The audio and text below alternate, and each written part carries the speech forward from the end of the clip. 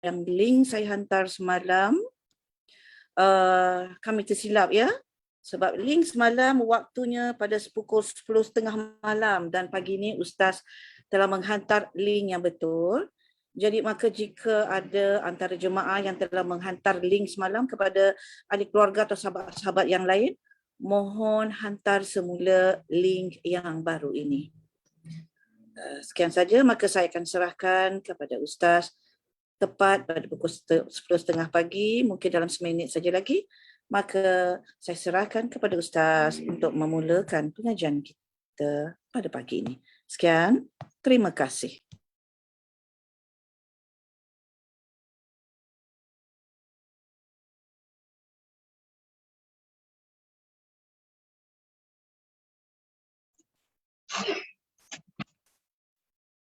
Bismillahirrahmanirrahim.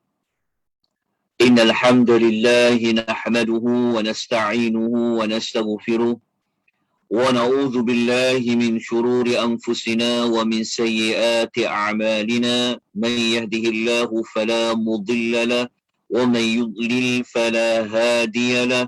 Wa asyhadu an la ilaha illallah wahdahu la syarika lahu وأشهد أن محمدا عبده ورسوله يا أيها الذين آمنوا اتقوا الله حق تقاته ولا تموتن إلا وأنتم مسلمون أما بعد فإن خير الحديث كتاب الله وخير الحدي حدي محمد صلى الله عليه وسلم وشر الأمور محدثاتها فإن كل محدثة بدعة وكل بدعة ضلالة وكل ضلالة في النار. السلام عليكم ورحمة الله وبركاته. Waalaikumsalam warahmatullahi wabarakatuh. Lama kita tak jumpa Ustaz dalam kelas.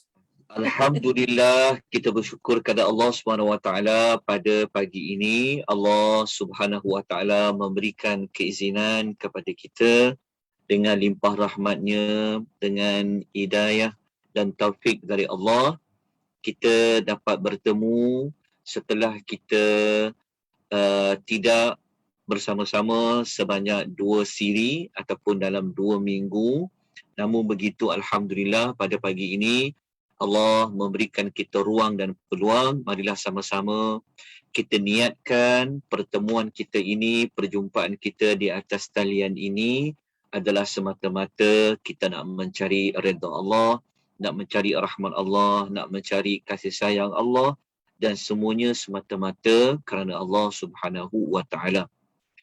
Kita masih lagi membincangkan tentang kelebihan dan keutamaan mempunyai sifat ikhlas. Pada 2 minggu yang lalu, iaitu pada siri pertama, ketika mana kita membincangkan tajuk kelebihan dan keutamaan ikhlas, kita telah kongsikan, telah dibicarakan tentang satu hadis dari Nabi SAW, cerita tentang 3 orang lelaki yang telah yang mereka telah ditimpa masalah, iaitu batu telah jatuh daripada atas pintu gua tersebut yang telah menyebabkan mereka bertiga tidak dapat keluar daripada gua tersebut. Kemudian bagaimana mereka dapat keluar? Mereka telah menceritakan, mereka telah meluahkan kepada Allah Subhanahu Wa Taala tentang amal yang pernah mereka lakukan sebelum mereka ditimpa masalah tersebut.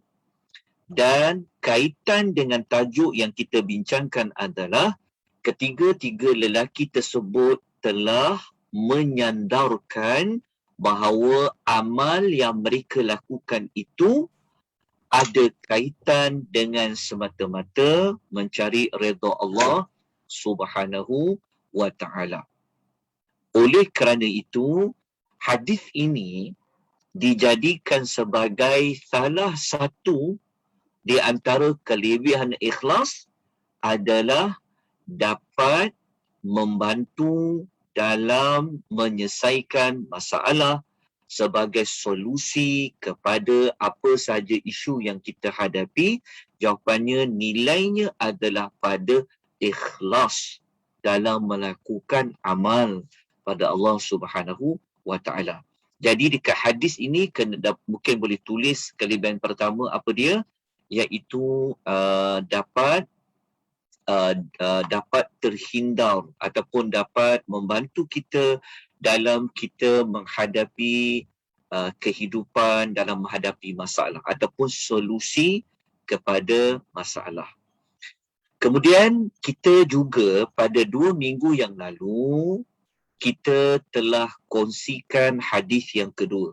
Hadis kedua ni adalah hadis yang menunjukkan kelebihan orang yang ikhlas ini boleh dijauhkan oleh Allah daripada dimasukkan ke dalam api neraka.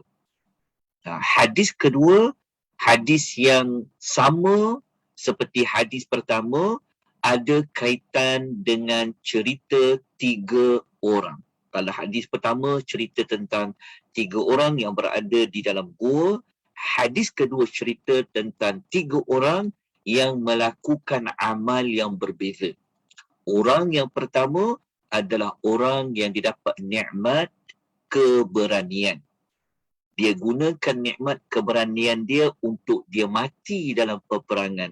Tapi tujuan dia mati dalam peperangan tersebut adalah kerana ingin mencari nama.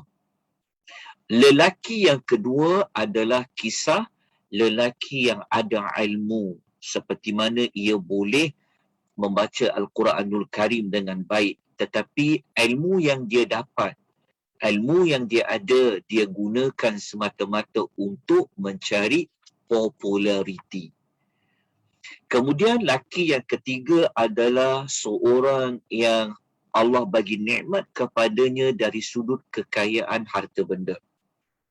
Dia gunakan nikmat itu adalah dengan menginfakkan hartanya, tetapi niatnya juga sama macam orang pertama, orang yang kedua adalah untuk mencari nama, mencari populariti, menyebabkan ketiga-tiga golongan seperti ini Allah Ta'ala seret mereka, dicampakkan mereka, dimasukkan oleh Allah ke dalam api neraka.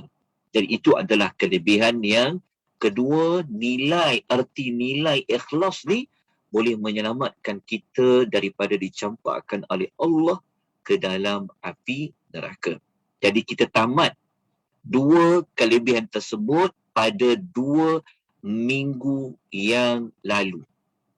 Jadi pada pagi ini kita akan menyambung kelebihan yang lain, tetapi kita ada lagi beberapa maklumat dalam nota siri pertama ini, yang mana insya-Allah lepas kita ulas beberapa kelebihan ikhlas yang lain, kita akan patah kembali, kita akan rujuk kembali nota yang pertama ini untuk sama-sama kita melihat ulasan yang dibuat oleh para ulama hadis tentang niat yang ada bercampur baur. Macam mana amal itu? Allah terima ke Allah Ta'ala tolak? InsyaAllah nanti kita akan baca ulasan daripada Ibn Rajab Al-Hambali pada muka surat yang ke-6 pada nota siri 1. InsyaAllah nanti kita akan rujuk kembali. Jadi kita teruskan dengan nota yang kedua yang baru diedarkan pada pagi tadi. Maknanya nota ni dia masih lagi panas ni. Mohon maaf atas kelewatan memberikan nota kepada tuan-tuan dan puan-puan ya. Kerana saya ni masih lagi dalam berusaha menguruskan masa dengan baik. Allah bagi waktu sudah mencukupi. Tetapi nak menguruskan masa dengan sebaiknya itulah yang masih lagi dalam proses nak membaiki diri. Jadi saya mohon maaf atas kelemahan dan kekurangan dari sudut menghebahkan nota-nota yang kita rujuk dalam setiap pertemuan di dalam kelas online. Sebab kelas online seperti ini memang bahan yang sangat penting untuk kita belajar, perlu ada nota yang dirujuk. Dia sangat-sangat membantu. Baik, kita teruskan kepada nota yang kedua. Okey. Sebelum itu, tuan-tuan dan puan ada terima atau tidak nota yang kedua yang saya paparkan seperti di Zoom ni? Ya, terima Ada siapa Ustaz. yang belum dapat? Terima ya? Ya. Alhamdulillah. Ya. Okey, dah terima. Alhamdulillah. Okey. Suara saya dapat didengari dengan baik atau bagaimana? Okey Ustaz. Jelas. Okey, Alhamdulillah. Jelas. Syukur pada Allah. Okey, izinkan saya sekejap, saya nak hantarkan link Google Drive dekat FB, ya, kesian kat kawan-kawan kita mungkin ada yang melihat di FB Akademi Tadabbur pada pagi ini. Okey, saya dah letakkan link untuk nota Fadail A'mal. Ya, sama-sama manfaatkan dengan sebaik yang mungkin. Baik, kita terus kepada kelebihan yang ketiga. Okey, cuma dekat nota tu saya tidak letakkan nombor. Jadi kena nomborkan sendirilah. Cuma saya letakkan tajuk mendapat naungan Allah di hari akhirat. Maknanya kalau kita gabungkan nota siri kedua dengan nota siri pertama, jadi ini merupakan kelebihan yang ketiga. Kelebihan yang pertama apa? Kelebihan yang pertama, Allah Subhanahu wa Ta'ala akan membantu kita dalam kita menghadapi masalah, solusi kepada masalah. Yang kedua adalah dari sudut Allah jauhkan kita daripada api neraka. Dan yang ketiga, nanti di hari akhirat, Allah Ta'ala akan bagi naungannya, terutama apabila kita berada di bawah terik matahari yang sangat panas. Maka pada ketika itu, ada beberapa golongan manusia yang Allah Ta'ala berikan keistimewaan. Mereka mendapat naungan dari Allah Subhanahu wa Ta'ala. Bagaimana Allah menaungi? Wallahu Ta'ala a'lam. Jadi untuk sama-sama kita mengambil pengajaran daripada pengisian kita bagi kelebihan ketiga ni, maka kita rujuk dalam satu hadis Nabi SAW, yang mana hadis ini adalah hadis sahih riwayat Al-Bukhari dan Muslim. Menurut Abu Hurairah radhiyallahu anhu, Rasulullah SAW bersabda, "Sab'atun yudhilluhullahu fi dhillihi yawma la dhilla illa dhillu." 7 golongan yang Allah naungi di bawah naungannya pada hari tidak ada naungan kecuali naungan. Maknanya daripada hadis inilah yang kita jadikan kelebihan. Ada 7 golongan yang Allah akan naungi di bawah naungan Allah, yang pada hari itu tak ada lagi naungan lain melainkan naungan daripada Allah.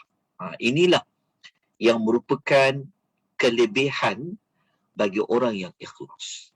Ada 7. Okey, 7 dekat sini bukanlah hadis ini semata-mata menyenaraikan 7 ini sahaja.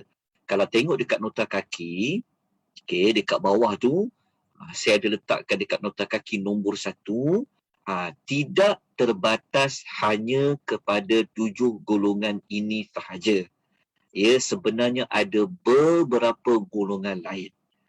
Okey, cuma hadis ni disebut 7 bermakna dalam banyak-banyak manusia yang Allah naungi, antaranya yang 7 golongan. Okey, siapa yang 7 golongan tersebut? Adakah kita termasuk salah satu daripada yang 7? Kita sempat lagi untuk menggolongkan diri kita termasuk salah satu daripada 7 golongan ini. Yang pertama siapa? Kata Nabi SAW, imamun adilun, pemimpin yang adil. Ya, pemimpin yang adil. Yang kedua siapa dia? Wasyabun nasha'a fi ibadati rabbih. Yang kedua, pemuda yang dia aktif beribadat kepada Tuhannya. Orang muda susah kita nak jumpa dari umur muda lagi. Dia sudah bergiat, dia sudah melakukan amal-amal soleh.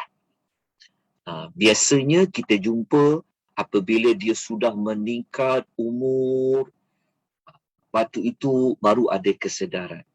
Tetapi yang kedua ni, kalau ada mana-mana orang yang dia walaupun umurnya masih muda, tapi dia sudah mula ke masjid, dia sudah buat amal-amal, dia giat buat amal, dia termasuk di antara 7 itu. Kemudian yang ketiga adalah warujulun qalbuhu mu'allaqun fil masajid. Seorang lelaki yang jiwa dia terikat kepada masjid. Apabila dikenakan larangan ke masjid, hati dia meronta-ronta nak pergi masjid. Tapi sebab dia taat pada pemerintah, dia tak dapat pergi masjid. Tapi hati dia teringat ke masjid. Dia rasa tak boleh hidup kalau satu hari dia tak pergi ke salah satu daripada rumah-rumah Allah Subhanahu wa taala. Jadi kalau ada orang jiwanya seperti ini, kan, dia suka untuk solat di masjid, maka Allah Ta'ala akan letakkan dia salah seorang yang Allah akan naungi nanti di hari akhirat. Yang keempat inilah yang ada kaitan dengan sifat ikhlas secara spesifik yang disebutkan di dalam hadis. Siapa dia? 2 orang yang saling mencintai. Dia berkumpul dan berpisah kerana Allah. Disebut dalam hadis tu, Nabi mengatakan warujulani tahabba fillahi ijtama'a alaihi wa tafarraqa alaihi. Okey. Iaitu 2 orang lelaki yang saling mencintai, berkumpul dan berpisah kerana Allah. Dekat sini disebut kerana Allah, maknanya apa? Maknanya ada kaitan dengan ikhlas. Nombor 4 ni mudah je.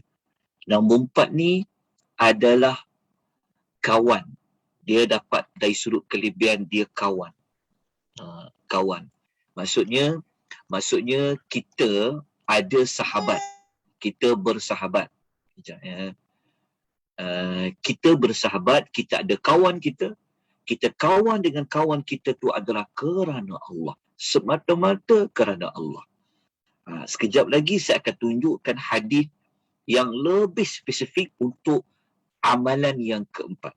Rupa-rupanya kita yang ada kawan ramai, yang ada kawan ni, kita boleh dapat kelebihan dari sudut pahala. Dari sudut pahala macam mana?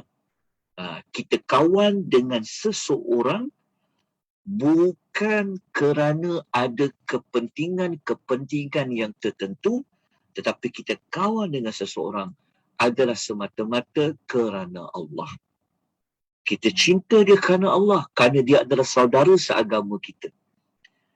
Jadi dia dapat termasuk salah satu daripada 7 manusia yang Allah akan lindung nanti di hari akhirat.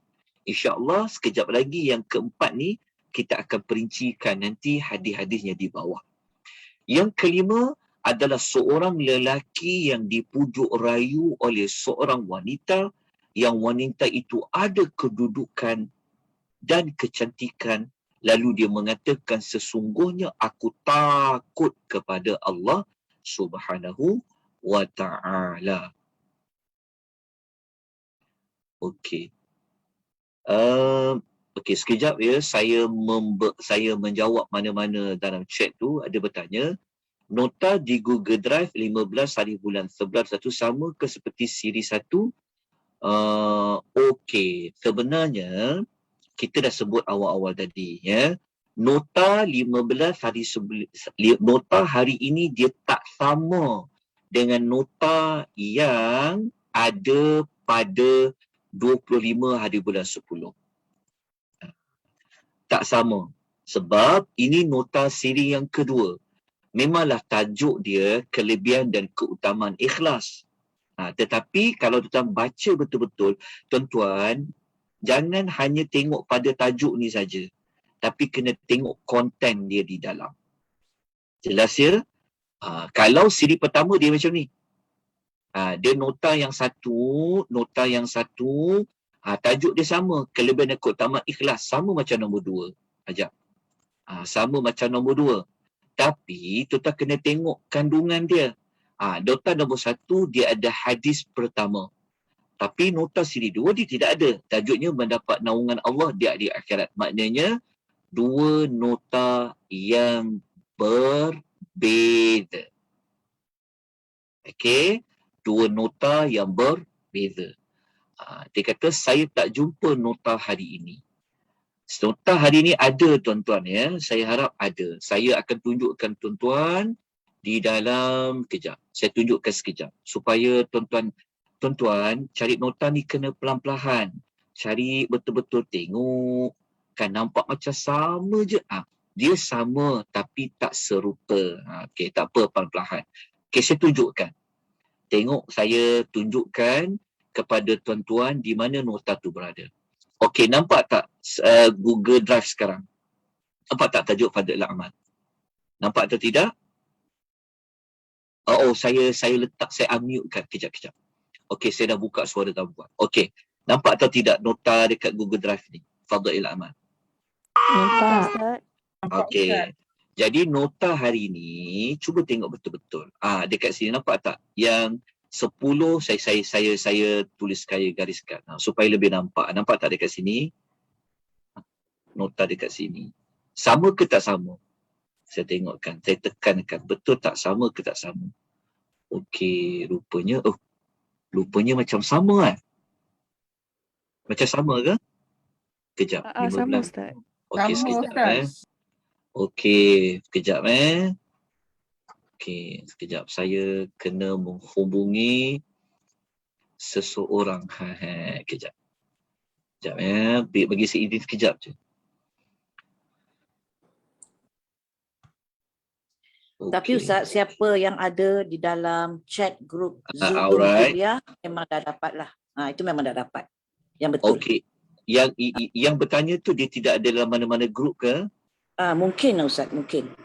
Mungkin. Okey, kejap. Sekejap ya. Izinkan saya sekejap. Saya kena bagi nota ni. Penting sangat nota ni. Okey, tak apa. Kejap ya. Saya letakkan nota ni sekejap. Okey. Sekejap. Okey, lupanya betul lah. Okey, sekejap ya. Sekejap saja. As-sabiru warabit. Okey, tuan-tuan dan perempuan ada atau tidak di Telegram? Ada tak berada di Telegram? Ada Ustaz. Ada, Ustaz. Okey, kejap. Sekejap.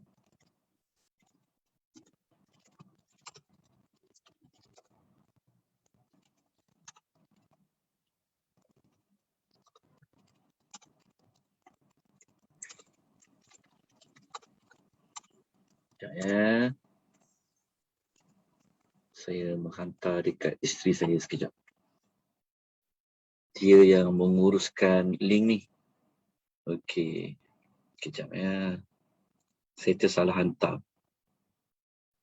Okey, kita pergi kepada tajuk tadi. Okey, insya-Allah nanti akan dimasukkan ya. Okey.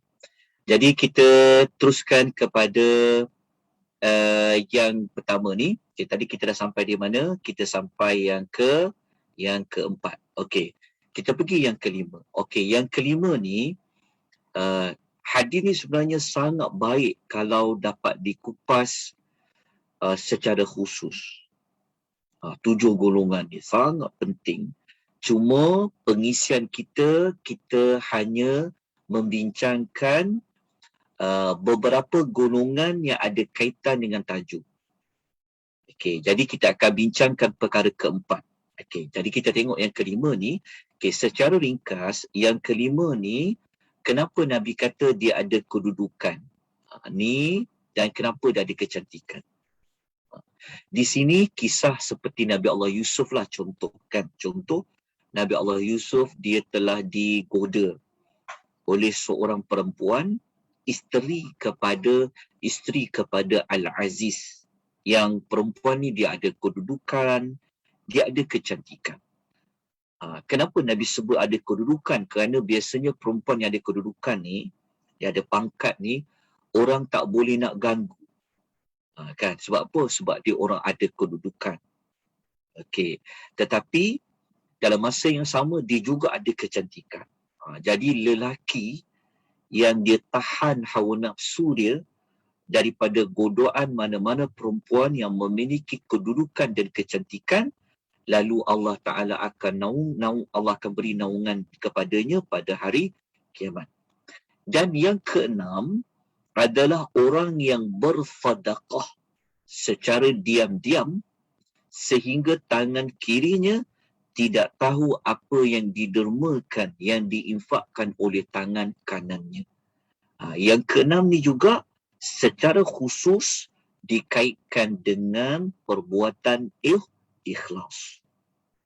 Yang keempat dan yang kelima inilah yang kita akan bincangkan. Okey. Yang ketujuh adalah orang yang berzikir kepada Allah dalam keadaan dia bersendirian lalu dia menitiskan air matanya. Ini adalah orang yang dia duduk bersendirian, tak ada siapa, hanya dia seorang saja. Dia teringatkan Allah, mungkin dia teringatkan dosa-dosa dia, kan, dia ingat kesalahan dia, mungkin dia rindu pada Allah Azza wa Jalla, maka dia telah mengalirkan air mata, menangis mata-mata kerana Allah. Okey, jadi daripada tajuk yang kita letakkan di sini, mendapat naungan Allah di hari akhirat, di mana dikaitan dengan ikhlas, yang secara khusus disebutkan amalan ikhlas itu pada golongan yang keempat dan golongan yang keenam. Sebelum ini kita telah sebutkan, sebelum kita belajar tajuk kelebihan ikhlas, kita telah belajar tajuk kelebihan sedekah. Okey, selepas kita belajar tajuk kelebihan sedekah, baru kita belajar tajuk kelebihan ikhlas. Jadi kita telah sebut tentang kelebihan sedekah tu. Jadi salah satu adab dan cara sedekah itu dalam ini disebut secara diam-diam. Sebenarnya kenapa sebut secara diam-diam? Siapa tangan kanan yang derma, tangan kiri tak tahu, nak menunjukkan kepada ikhlasnya orang ini dalam menginfakkan hartanya. Okay, Alhamdulillah, berdasarkan hadis ini kita dapat mengetahui tentang kelebihan mendapat naungan Allah di hari akhirat. Okey, untuk kita melanjutkan lagi perbahasan tentang kelebihan ikhlas ini, kita terus kepada hadis yang lain. Hadis yang lain ni dia ada kaitan dengan perincian amalan yang keempat ni. Orang yang keempat ni. Orang yang keempat ni kita letakkan perinciannya di bawah, dalam masa yang sama dia ada kelebihan lain. Iaitu apa? Mendapat kasih sayang Allah Subhanahu wa Ta'ala. Ini ada kaitan dengan perbuatan ikhlas. Tetapi yang dapat kasih sayang Allah Ta'ala ni dia ada kaitan juga dengan amalan yang keempat. Okey, jadi kita baca hadis di bawah. Kata Abu Hurairah radhiyallahu anhu, Rasulullah sallallahu alaihi wasallam bersabda, apa sabda Nabi sallallahu alaihi wasallam? Nabi mengatakan bahawasanya Nabi kata, anna rajulan zara akhallahu fi qaryatin ukhra. Sekejap tuan-puan ni, saya nak kena tutup WhatsApp ni, dia mengganggu sebenarnya. Alright. Okay, saya diberi maklum, insyaAllah akan dimasukkan nota tu nanti dekat Fadail Amal ya. Okay, nanti ambil kat situ. InsyaAllah, kejap lagi. Alright. Okay, kita pergi kepada yang kedua ni. Okay, sabda Nabi SAW, sesungguhnya ada seorang lelaki. Dia telah menzarahi saudaranya di sebuah kampung yang lain. Hadis ini merupakan perincian macam mana dikatakan ada dua orang yang dia berkawan, dia bertemu kerana Allah, dia berpisah kerana Allah. Maka salah satu tanda cinta dia kepada kawan dia ni, maka dia suka menziarahi kawan dia. Dia nak tanya khabar kawan dia, maka dia pun pergilah ziarah kawan dia. Kenapa saya letakkan hadis ini? Sebenarnya juga nak kempen kepada semua orang apabila kita diberikan kebebasan untuk ke hulu dan ke hilir, kan, manfaatkan apa yang kita ada pada hari ini untuk buat amal soleh. Jangan kita semata-mata kita hanya pergi untuk menghiburkan diri kita tanpa kita mengambil peluang. Mungkin on the way, mungkin kita balik daripada kita bercuti, kita tahu dekat tempat tu ada kawan kita, kan, kita tahu tambah-tambah kawan kita yang tak sihat ke dan sebagainya. Ambil peluang untuk menziarahi mereka. Seperti mana hadis ini, tanda kita cinta kat kawan kita, kita kasih kepada dia kerana Allah, maka kita suka untuk update, suka kita nak tahu perkembangan apa yang berlaku kepada dirinya. Jadi kita ambil peluang, kita ambil peluang pada hubungan silaturahim. Jadi ada seorang lelaki ni, kata Nabi, dia pergi ziarah kawan dia di sebuah tempat yang lain. Lalu dalam perjalanan lelaki itu, fa'arsadallahu ta'ala ala madrajatihi malakan. Lalu Allah Ta'ala telah menghantar dalam perjalanannya seorang malaikat. Malaikat dihantar kepada dia. Lalu falamma ata alaihi qala aina turidu. Maka malaikat tu jumpa lelaki tu, dia tanya, engkau nak ke mana ni? Dia kata, nak pergi mana? Dia kata, aina turidu. Engkau hendak ke mana? Okey. Lalu jawab lelaki itu. Dia jawab apa? Dia kata, uridu akhalli fi hadhil qaryah. Lalu dijawab. Dia kata, aku hendak bertemu dengan saudaraku di tempat ini, di kampung ini. Lalu malaikat tanya dekat dia. Malaikat tanya dekat dia apa? Dia kata, hal laka alaihi min ni'matin tarabbuha alaihi. Malaikat tanya dekat dia, adakah engkau nak ziarah kawan kau tu, saudara engkau itu, dengan mengharapkan sesuatu pemberian daripadanya? Malaikat tanya dia betul-betul. Engkau nak pergi jenguk kawan kau tu, saudara seagama dengan engkau itu, adakah engkau ada sesuatu benda yang kau harapkan daripada dia? Mungkin kawan dia tu boleh bagi job ke dekat dia, kawan dia tu sekian-sekian. Malaikat tanya kat dia betul-betul, kenapa kau nak pergi ziarah dia? Dia jawab lelaki tu, dia kata apa? Dia kata, la. Dia kata, maksudnya dia kata, lelaki tu menafikan. Dia kata, tak. Aku bukan nak pergi ziarah saudara seagamaku itu, kawan dia tu semata-mata nak pemberian. Dia kata, ghaira anni ahbabtahu fi fillahi ta'ala. Lelaki tu jawab apa? Yang telah saya letak dalam garisan ni. Dia kata apa? Sesungguhnya aku, dia kata tidak, melainkan aku kasihkan dia kerana Allah. Di sinilah isi penting yang berkaitan dengan tajuk yang sedang kita bincangkan. Jadi dia kata, aku nak pergi ziarah dia ni semata-mata kerana Allah. Lalu malaikat pun berkata kepada dia. Malaikat kata apa pada dia?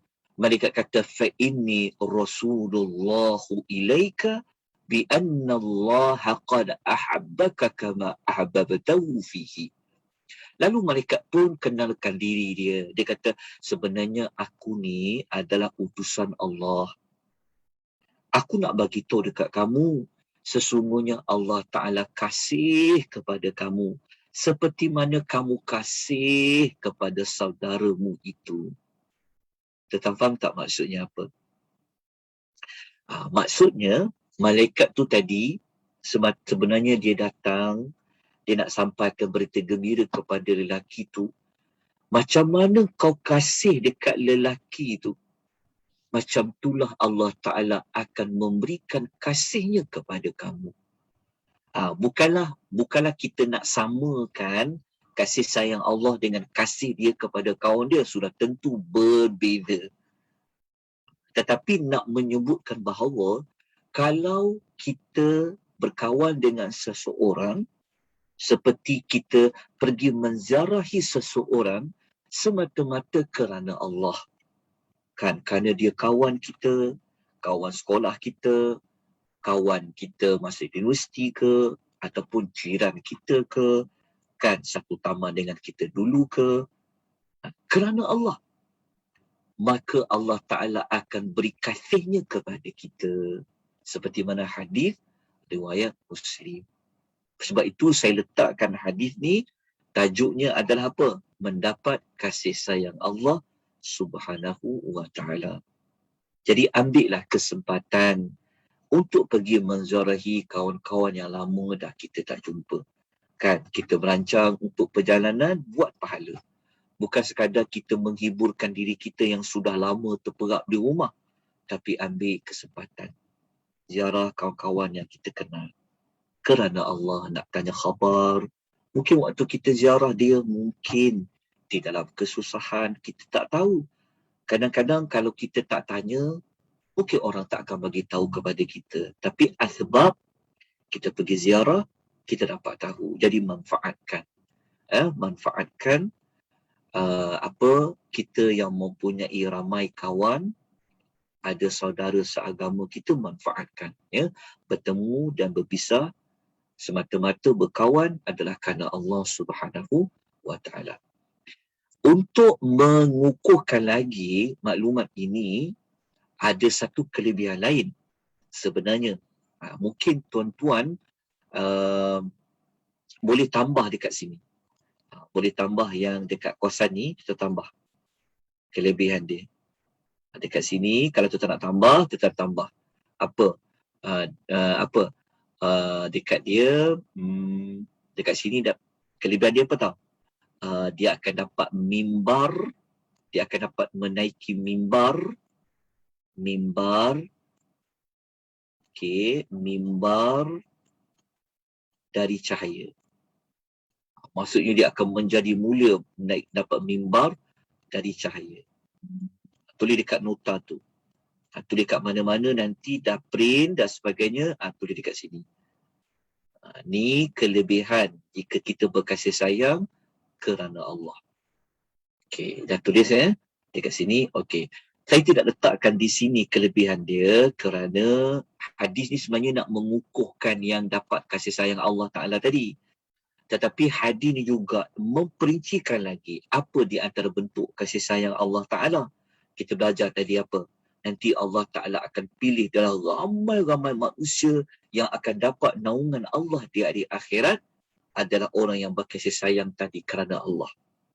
Dalam masa yang sama, dia mendapat kasih sayang dari Allah. Dalam masa yang sama, dia akan mendapat mimbar daripada mimbar-mimbar cahaya. Ini berdasarkan hadis.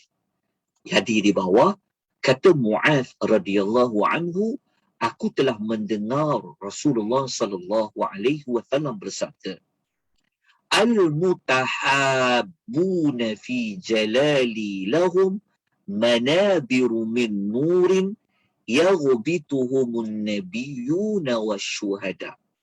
Orang-orang yang berkasih sayang kerana keagunganku akan mendapat mimbar-mimbar daripada cahaya yang diinginkan oleh para nabi dan oleh para orang yang mati syahid.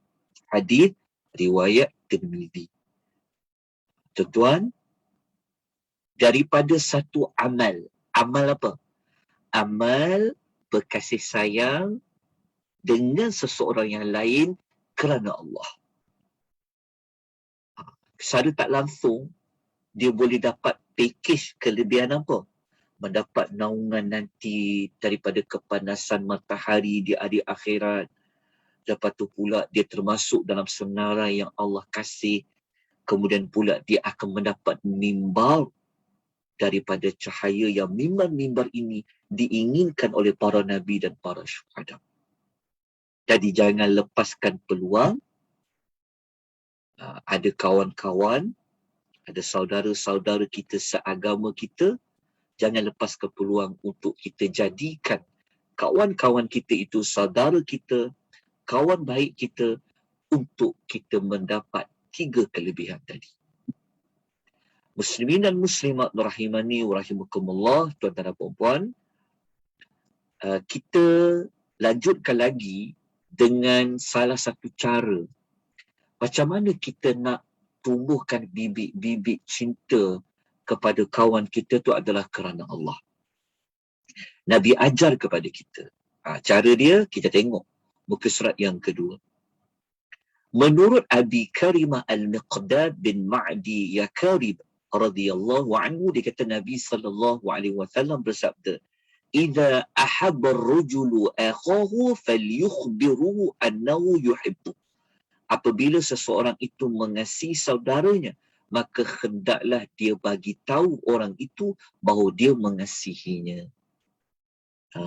Jadi salah satu sunnah Nabi, kita bukan sekadar kita tanya khabar dekat dia, tanya khabar.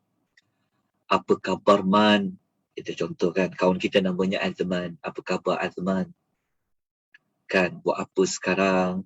Sihat ke? Keluarga macam mana? Anak-anak macam mana?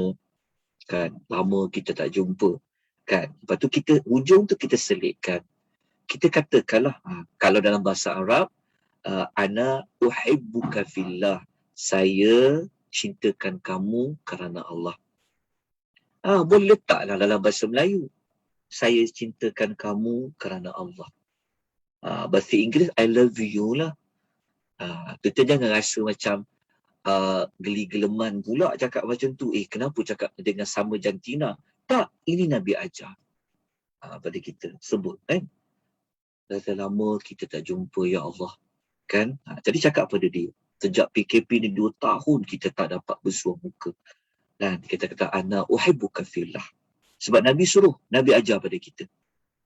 Kalau kita mengasihi saudara dia, maka hendaklah kita beritahu kepada orang tu bahawa dia mengasihi dia kerana Allah. Nabi suruh bagi tahu kan. Nabi kata, hendaklah dia memberitahu orang tersebut. Kita tengok satu lagi hadis lain. Macam mana kita nak hantar, nak bagi tahu dekat orang itu, dan macam mana orang, kawan kita tu nak jawab balik apa yang kita hantar. Kalau kita hantar dekat kawan kita, ana uhibbuka fillah, kan, saya kasihkan kamu kerana Allah, maka macam mana kita nak hantar pula, nak reply semula jawapan tu kepada kawan kita yang hantar mesej tadi. Paling mudah kita kata you too, kan. Itu biasa kan. Tengok Nabi ajar macam mana. Okey, cerita dia daripada Anas radhiyallahu anhu, dia kata ada seorang lelaki. Okey, dia kata ada seorang lelaki, dia berada dekat dengan Rasulullah sallallahu alaihi wasallam. Dia kata anna rajulan kana 'inda an-nabi sallallahu alaihi wasallam. Kata Anas radhiyallahu anhu, yang dia yang meriwayatkan hadis ni, dia cerita, dia kata ada satu hari tu ada seorang lelaki ni, dia duduk dengan Nabi sallallahu alaihi wasallam. Dia dekatlah duduk bersama dengan Nabi sallallahu alaihi wasallam. Masa dia duduk dengan Nabi tu, famarra rajulun, lalulah seorang lelaki lain. Jumpalah ada seorang lelaki lain lalu depan mereka. Lelaki tu dengan Nabi. Lalu lelaki yang dekat dengan Nabi tu dia kata, ya Rasulullah, inni li uhibbu hadha. Dia kata, ya Rasulullah, Dia kata apa? Ya Rasulullah, sesungguhnya aku amat kasih dekat lelaki tersebut. Dan lelaki ni dia cakap, dengan lelaki yang lalu tadi ya Rasulullah, aku suka sangat dengan dia, kasih. Maksudnya, ialah kan kebaikan orang tu, kata, aku sangat kasih pada lelaki tersebut. Lalu apa jawab Nabi SAW? Nabi kata pada dia apa? Nabi kata, "Allamtahu." Faqala lahu Nabi sallallahu alaihi wasallam, "Allamtahu." Nabi SAW pun tanya dekat lelaki tu, engkau, saya guna pointer sekejap ya. Ini kan saya guna guna spotlight bagi nampak saya nak tunjuk ni. Lalu Nabi tanya dekat dia. Nabi tanya, adakah engkau telah bagi tahu kepada dia? Lelaki tu jawab apa? Nabi kata, belum. Aku belum beritahu dekat dia lagi yang aku kasihkan dia. Lalu apa jawab Nabi SAW? Nabi kata, beritahulah dekat dia. Maka lelaki tu, dia pun pergilah lelaki tersebut. Dia pergi jumpa dekat lelaki tersebut. Dia buat apa? Dia kata, inni uhibbuka fillah. Yang saya letakkan, yang saya highlightkan dekat inni uhibbuka fillah ni, ini kalau dalam bahasa Arab. Jadi kalau bahasa Melayu, kita tulis macam ni lah. Kita kata, sesungguhnya aku mengasihi engkau kerana Allah. Boleh tulis macam tu. Dekat tulisan ni kan. Ni. Jadi, waktu kita punya khabar kawan kita tu, kita hantar mesej dekat dia. Sesungguhnya aku mengasihi engkau kerana Allah. Waktu kalau orang Arab kan, mereka suka. Saya dapat kawan-kawan yang suka hantar mesej macam tu. Kerana Allah Subhanahu Wa Ta'ala hantar. Jadi dia hantar, sesungguhnya aku amat mengasihi engkau kerana Allah. Ada bahasa Arab dia kata, inni uhibbuka fillah. So kita yang dapat mesej seperti itu, contohnya ada kawan kita tanya khabar kita kan, dia hantar mesej kat kita, lama kita tak jumpa kan. Masa kita dulu kita selalu pergi lepak-lepak sekian-sekian kan, sekian contoh kan. Sebab ialah orang baik kan. Jadi hantar mesej dekat kita. So kita nak jawab apa? Nabi kata, lepas tu lelaki tu jawab apa? Ahabbaka Allah, ahabbaka alladhi ahbabtani lah. Dia jawapan dia. Jawapan dia macam mana kita nak buat? Maka jawapan dia seperti ini. Ni jawapan dia. Ahabbaka alladhi ahbabtani lah. Ini kalau tu tak nak tulis dalam bahasa Arab lah. Bahasa Melayu mudah je. Bahasa Melayu kita kata, semoga Allah mengasihi engkau kerana engkau telah mengasihi aku kerananya. Ini tulis macam ni teks dia. Ini kita nak balas ni. Semoga Allah mengasihi engkau kerana engkau telah mengasihi aku kerana dia. Maknanya kita jawab apa? Kita kata, engkau dah kasih kau sayang dekat aku kerana Allah. Semoga engkau sayang kepada aku kerana Allah. Macam itulah Allah akan sayang kepada engkau. Hadis riwayat Abu Daud dengan sanad yang sahih. Okey. Tuan-tuan, kenapa saya bawa isu ini seperti mana saya sebutkan tadi, dan sebenarnya kita duk ingat kalau sebut cerita amal-amal ni, kita mungkin ingat amal yang bentuk seperti sedekah saja kan. Mungkin kita ingat amal seperti bersolawat saja, bertasbih dan sebagainya. Sebenarnya amal ni Allah Ta'ala bagi kita banyak cara nak beramal. Rupanya dalam berkawan pun boleh buat amal. Seperti mana yang kita belajar pada pagi ni. Jadi siapa-siapa yang dia tak pernah menyampaikan rasa kasih dia kepada kawan dia, mula hari ini dia dah mula kena belajar sunnah Nabi sallallahu alaihi wasallam. Dia dapat pahala ikut sunnah Nabi. Kan? Kurang-kurangnya kawan kita tahu, rupa-rupanya dia ingat juga dekat aku kan. Dia akan, mungkin orang tu akan ingat kat kita, dia doakan kita dan sebagainya. Jadi amalkan. Seperti mana apa yang kita belajar pada hari ini. Mungkin kita jarang dengar kot amal seperti ini. Jadi saya bawa, mungkin tuan-tuan dah pernah amal, alhamdulillah teruskan. Jadi kita jangan kita sempitkan amal itu hanya amal yang bentuk yang kita faham secara khusus saja, seperti nak solat dan sebagainya. Rupa-rupanya ada amal-amal yang berbentuk amal-amal kita dengan manusia yang lain pun kita boleh dapat pahala yang besar dari Allah Subhanahu wa Ta'ala. Jadi kita dah sebut 3 tadi kan kelebihan dia. Kan? Semua hujungnya semua semata-mata kerana Allah. Hanya pada mengasihi orang lain kerana Allah tadi kita boleh dapat 3 kan. Tetap dapat naungan di hari akhirat. Kemudian dapat kasih sayang dari Allah. Yang ketiga mendapat mimbar daripada mimbar-mimbar cahaya di hari akhirat nanti. Jadi kita pergi kepada kelebihan yang berikutnya adalah mengelak daripada terhapusnya pahala. Ini di antara perkara yang penting juga. Kenapa kita perlu ikhlas? Jawapan dia adalah untuk mengelakkan amal yang kita buat itu tak dapat apa-apa ganjaran. Ganjaran yang kita nak sudah pasti adalah pahala.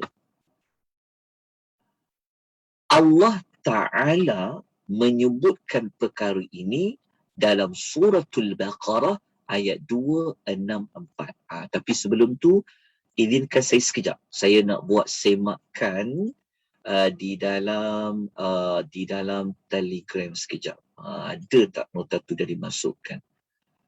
Sekejap ya, sekejap saya semak sekejap. Sekejap ya.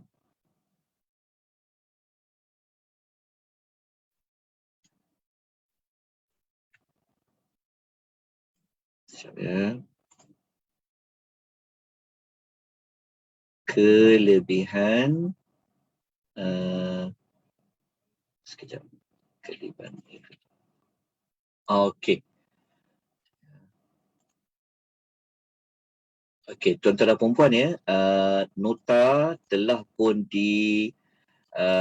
dimasukkan ya dekat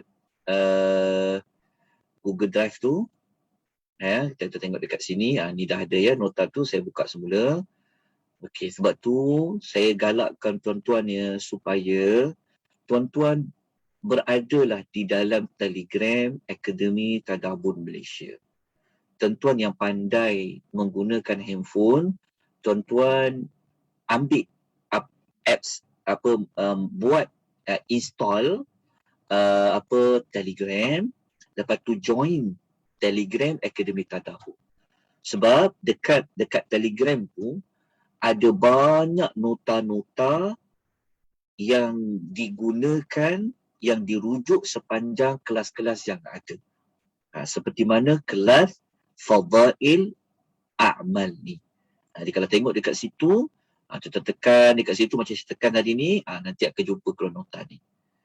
Ya, ni saya tunjukkan supaya kita bantu kawan-kawan kita yang lain supaya kita dapat manfaat ya dengan sebaik yang mungkin. Okey, Allah bagi kita nikmat IT, kita gunakan ya untuk mencari redha Allah Subhanahu wa Ta'ala. Baik, kita pergi kepada suratul Baqarah ayat 264. Allah Ta'ala pesan kepada kita. Ya. Saya nak buat tambahan, kalau dia orang tengok dekat Telegram nota-nota, dia tidak mengikut susunan. Maknanya dia orang kena tengok tarikh tu. Sebab look at the date, bukan ikut susunan yang mana awal, yang mana kemudian. Itu saja Ustaz. Okey, terima kasih Ustaz. Terima kasih Kak Mazidah. Okey, satu peringatan yang baik. Okey, insya-Allah. Jadi mungkin nanti saya kena atur susun semula nota tu ikut susunannya, tapi tak apa. Kalau ada isu, kalau ada apa yang tak dapat dicari, nanti maklumkan. InsyaAllah kita ada ramai kawan-kawan dalam mana-mana grup yang boleh bantu kita. Jadi ibu-ibu yang ialah kan orang lama-lama ni kadang tak pegang sangat gadget ni, betul tak kan? Dulu waktu mula-mula kita PKP nak buat kelas online pun tak reti nak guna Zoom macam mana, betul tak? Tapi tak apa, kita belajar, insyaAllah sikit-sikit, lama-lama kita faham. Jadi kalau ada mana-mana yang tak jumpa juga, tolong maklumkan. Dan satu lagi saya maklumkan, jika ada mana-mana pengisian yang belum ada nota, bermakna saya belum dapat siapkan lagi. InsyaAllah, kalau dah siap mana-mana nota yang perlu, nanti akan dimasukkan di dalam link Google Drive tersebut. Mohon maaf ya atas kelemahan. Okey. Kita teruskan dengan ayat ni. Allah Ta'ala berfirman, A'udzubillahi minasyaitanirrajim. Ya, kita nampak tak ayat yang surah Al-Baqarah ni? Nampak ya? Okay. Assalamualaikum, Ustaz. Waalaikumsalam warahmatullahi wabarakatuh. Kita dah beralih kepada tajuk yang lain pula kan ni, Ustaz kan? Tajuk apa ni?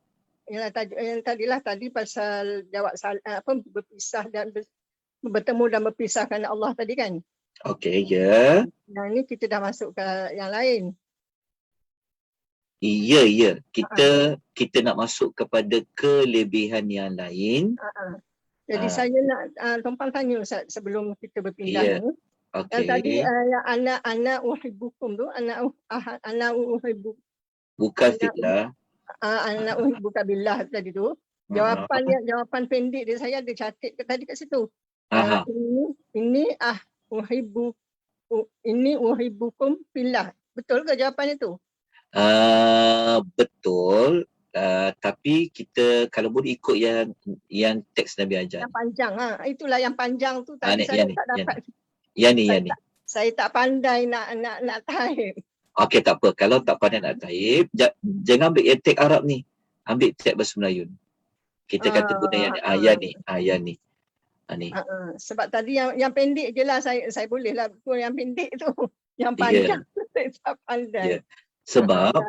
Sebab kalau kita jawab benda yang sama macam lelaki tu, macam orang yang ucap tu, dia macam kurang tepat dari sudut.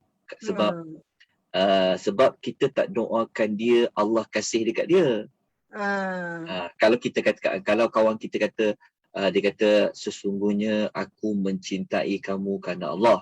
Kalau kita jawab balik, kalau kita jawab benda yang sama, maksudnya kita tak doakan dia supaya Allah mengasihi dia. Jadi sepatutnya kita kena jawab macam ni lah.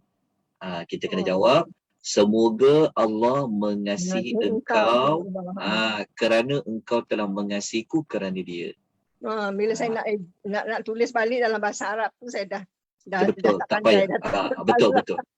Tak payah type bahasa Arab tu, ambil bahasa Melayu saja. Yang tadi saya tulis yang pendek je lah tu dalam nota tu. Kita tulis. Jadi kita kalau orang hantar kat kita, sesungguhnya, jadi kalau dia kata aku mencintai engkau kerana Allah, jadi kita jawab balik apa? Semoga Allah mengasihi engkau. Sebab kalau kita ikut hadis Nabi tu, kita doakan kawan kita tu, semoga Allah mengasihi engkau. Semoga Allah mengasihi engkau kerana engkau telah mengasihi aku kerana Allah. Okey.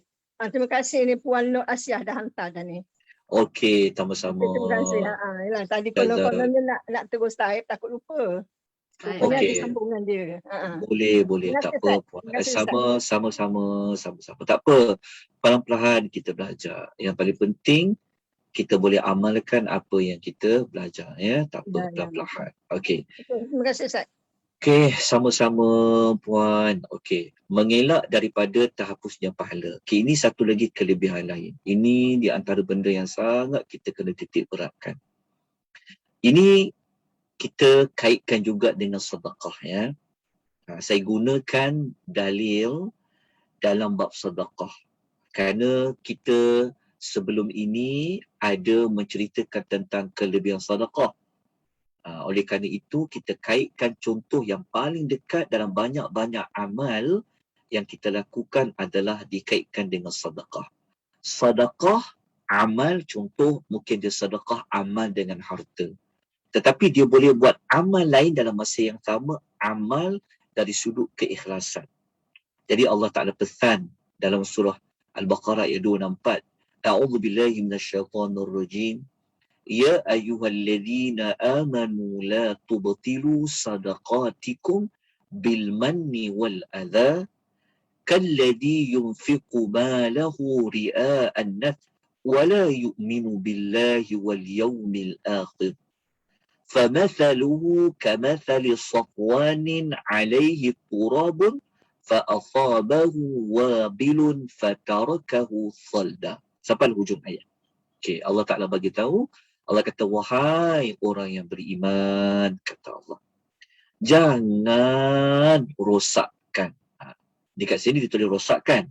Dalam ayat Quran dia kata la tubtilu. Tubtilu tu maksudnya jangan batalkan. Jangan batalkan. Maknanya jangan rosakkan. Rosakkan apa? Jangan batalkan pahala, jangan rosakkan, jangan hapuskan apa? Pahala sedekah kamu. Pahala sedekah kita boleh terhapus. Salah satu darinya adalah dengan ungkitan dan kelakuan yang menyakitkan hati. Kita mengungkit apa yang pernah kita beri kepada orang yang kita tolong tu. Ataupun kita buat perbuatan-perbuatan yang menyakitkan hati orang yang kita tolong. Jadi Allah ingatkan kita. Jangan kamu rosakkan, batalkan, hapuskan pahala sedekah kamu dengan kamu mengungkit-ungkit dan kamu buat sesuatu perbuatan yang menyakiti hati orang tu. Kalau kita tak nak tolong, sebagainya kita jaga perkataan kita. Jangan kita ungkit.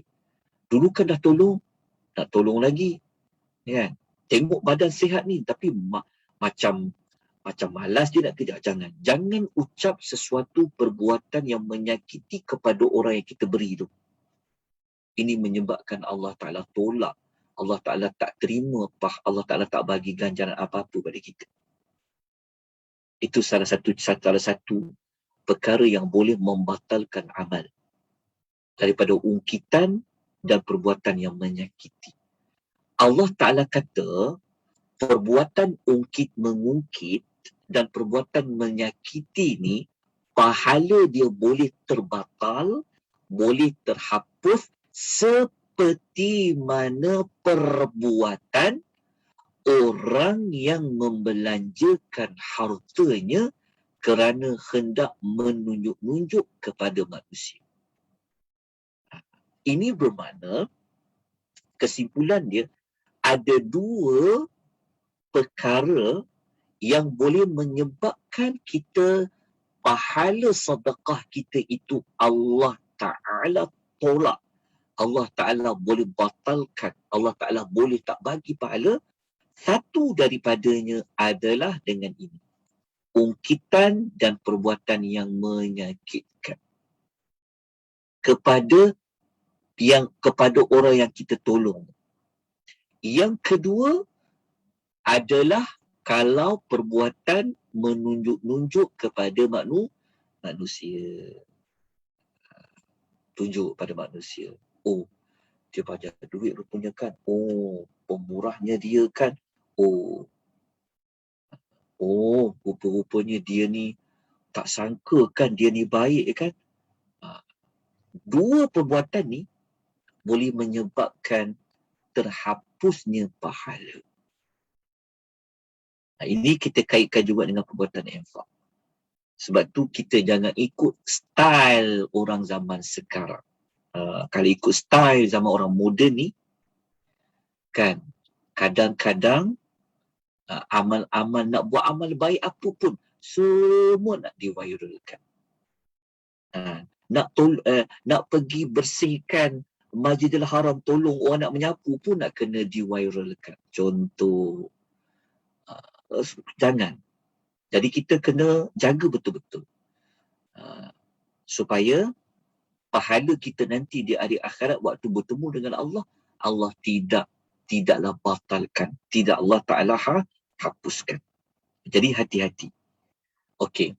Allah Ta'ala kata, orang yang buat amal ni, dia tak dapat apa-apa disebabkan dua perbuatan ni. Ni dikaitkan dengan sedekah lah. Sebab kita bawa contoh sedekah sebab kita dah sebut dah hari tu.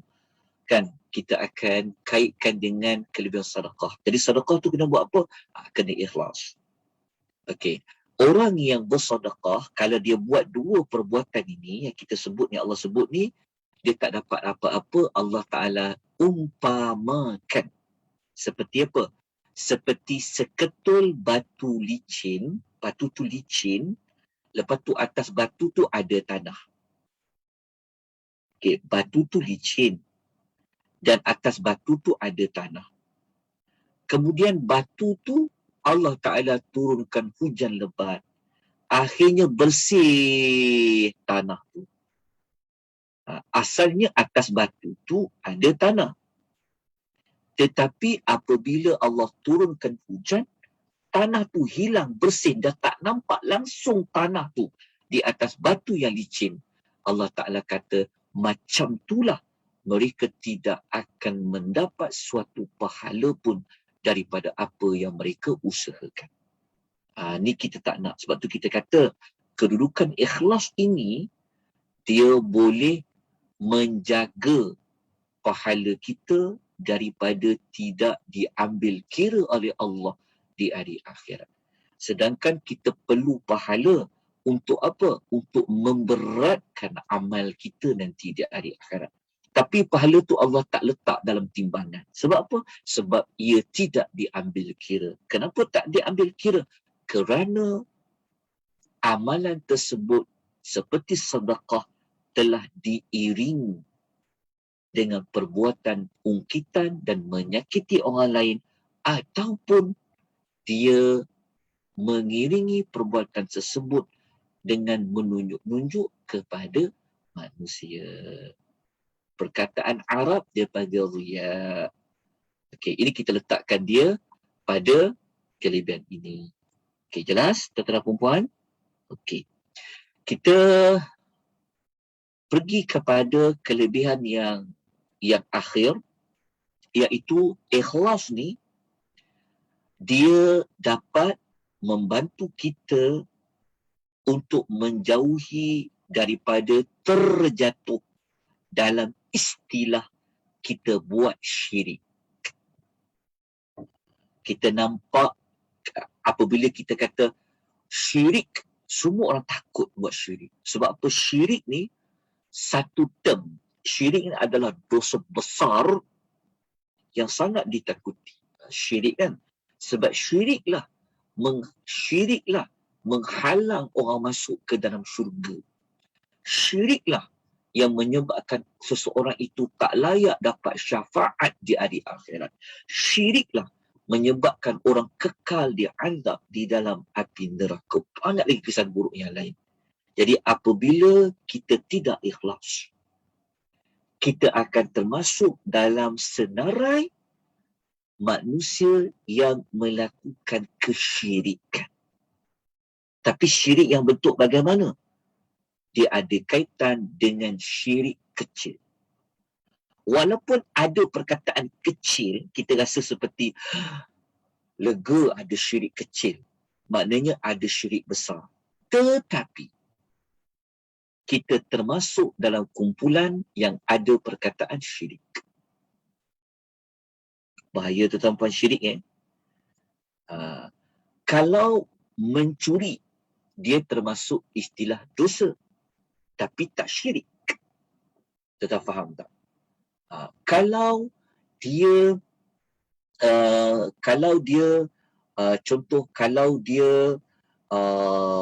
berzina contoh, na'udzubillah, kita elakkan contoh, dia tak dipanggil dosa syirik, dia panggil dosa, dia melakukan dosa besar. Tak faham tak maksud dia? Dia membunuh orang, dia tak jatuh kepada dosa syirik, tapi dia panggil dosa besar. Tapi bukanlah bermakna kita pandang rendah benda tu, tak. Tetapi kalau kita tidak ikhlas, kita ditenaraikan dalam perbuatan syirik. Walaupun ada perkataan kecil dekat situ, tetapi ia ada dalam gelaran syirik. Sangat bahaya kalau kita tak ikhlas. Kerana apa? Kerana kita termasuk dalam syirik, kesyirikan tapi syirik kecil. Mari kita rujuk dalam hadis ini. Apa sabda Nabi SAW? Kita terus pergi kepada makna dia. Sabda Nabi SAW, sesungguhnya yang sangat aku bimbangkan ke atas diri kamu semua ialah syirik kecil. Nabi kata, aku takut sangat, kata Nabi, berlaku kat kamu semua, iaitu syirik kecil. Lalu Nabi ditanya, apa tu syirik kecil? Nabi kata, iaitu riya. Kata Nabi, iaitu riya. Kita pandang orang lain, kita hukum orang lain ni kan, dia tu curi lah, dia tu jahat lah dia kan. Tapi ia tak jatuh hukum syirik. Tapi kalau kita riak, kita termasuk dalam syirik. Walaupun di syirik kecil. Nabi kata, aku takut sangat kamu jatuh dalam melakukan syirik kecil. Lepas tu Nabi kata, iaitu riak. Allah Ta'ala akan cakap kepada mereka yang buat perbuatan riak ni di akhirat. Allah Ta'ala kata apa? Pergi kamu kepada siapa yang kamu dulu nak menunjukkan segala amalan kamu itu dan cuba kamu tengok. Apakah dapat mereka memberi ganjaran kepada kamu? Faham tak maksudnya? Sepatutnya kita di hari akhirat, kita nak bergantung pada Allah. Kita nak pergi kepada Allah. Minta Allah kasih kita. Minta Allah balas pada kita. Minta Allah bagi ganjaran kepada kita. Tetapi apabila dekat dunia, kita campur adukkan amalan tu, ada niat semata-mata kerana benda-benda lain, maka Allah Ta'ala akan halau kita. Allah Ta'ala akan perintahkan, engkau pergi dekat orang yang dulu engkau niat nak buat amal tu kerana orang ni kan, kerana manusia ni kan, engkau pergi dekat diorang. Kau pergi dekat diorang, kau tengok diorang boleh tolong apa dekat kau. Mereka boleh bagi ganjaran apa kepada engkau. Hadis ini sahih, riwayat Ahmad Ibnu Abi Dunya dan juga Al-Baihaqi dalam Az-Zuhdi. Tetap taklah seberat ke benda-benda seperti ini. Okey, jadi kita teruskan satu lagi kelebihan. Nanti kita akan patah balik nota nombor 1 untuk kita belajar. Takutnya kalau tak ikhlas ni. Kita akan belajar nanti dekat nota yang nombor 1. Tapi sebelum tu, kita pergi kepada kelebihan yang lain. Rupa-rupanya orang yang ikhlas ni, syaitan tidak akan dapat menghasut mana-mana anak Adam yang diikhlas kepada Allah. Syaitan ni dia memang tak mampu nak menghasut, nak menggoda, nak mewaswaskan anak-anak Adam yang dia, kalau dia buat amal ikhlas kerana Allah. Ini disebut sendiri oleh Iblis. Iblis sendiri menyebut maklumat ini, kelebihan ini pada Allah dalam suratul Hijr ayat 39-40. Termasuklah dalam surah Fat ayat 82-83, tuan-tuan. Iblis tu sendiri, dia cakap pada Allah apa? Tengok dia kata apa? Dia kata, a'udzubillahi minasyaitonir rajim. Dia kata, qala rabbi bima aghwaytani la udzayyinanna lahum fil ardi wa la ughwiyannahum ajma'in. Iblis kata apa? Ya Rabbku, dia kata, oleh sebab engkau telah menjadikan aku ini sesat, pasti aku akan jadikan mereka ni memandang baik perbuatan maksiat di muka bumi.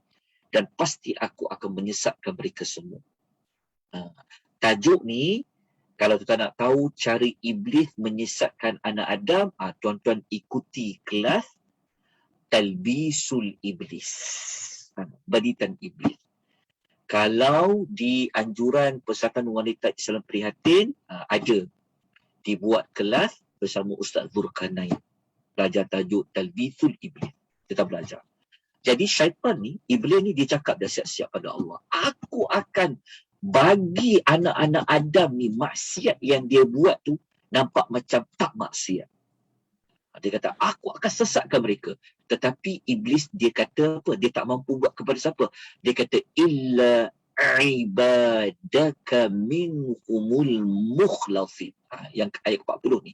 Dia kata, kecuali hamba-hamba engkau yang ikhlas di antara mereka.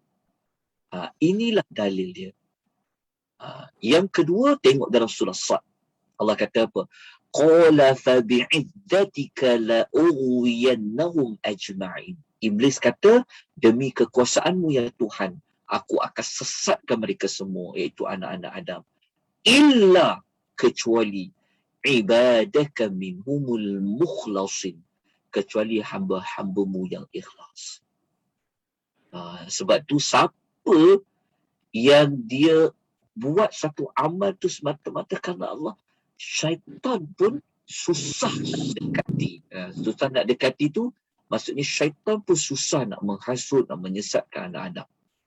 Jadi marilah sama-sama kita mujahadah, ya. Kita kuatkan azam kita untuk ikhlas. Jadi kita kena pergi kepada nota yang pertama, siri pertama. Kita ada masa lagi. Saya minta tuan-tuan buka muka surat nombor ni.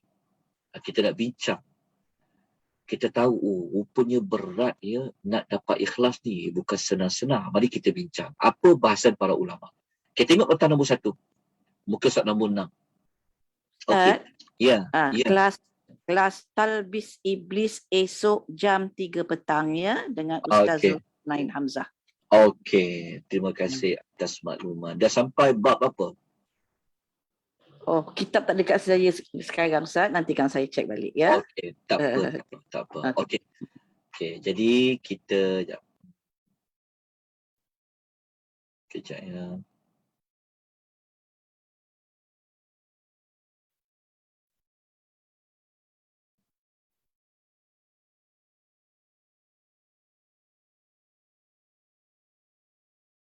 Okey. Begini ya. Ada soalan dekat chat tu bertanya. Dia bertanya, dia kata ada seorang sahabat saya telah menyara persekolahan anak saudaranya yang hidup susah sehingga anak saudara dia berjaya dapat pekerjaan yang baik. Tetapi setelah berjaya, anak beranak melupakan terus kebaikan orang yang membantu dia. Sehingga mereka pula menunjuk-nunjuk kekayaan mereka. Sahabat saya amat berkecil hati, hanya mendiamkan diri walaupun hidupnya susah sekarang, dia tidak meminta apa-apa pertolongan pun. Melihat keadaan tersebut, ramai yang menegur dan mengingatkan jasa orang kepada yang ditolong. Tetapi dengan sombong dia menjawab, tak boleh ungkit, nanti tak ada pahala. Okey. Orang, dalam isu soalan tadi tu, orang yang menolong dia tidak mengungkit. Tetapi yang mengingatkan orang itu adalah orang lain. Jadi yang menolong tu, pahala dia insya-Allah akan tetap ada bersama dengan dia. Tetapi orang lain mengingatkan orang yang ditolong itu bahawa si fulan ini pernah tolong kau. Kan, bantulah dia. Yang tu tak apa sebab dia tidak orang itu bukan dia sendiri yang meminta-minta pertolongan tersebut. Tetapi orang lain yang tahu cerita dia mengingatkan dia, tak apa. Dia tidak terbatal amal pahala apa yang dia bantu tu. Ini adalah cara yang paling baik.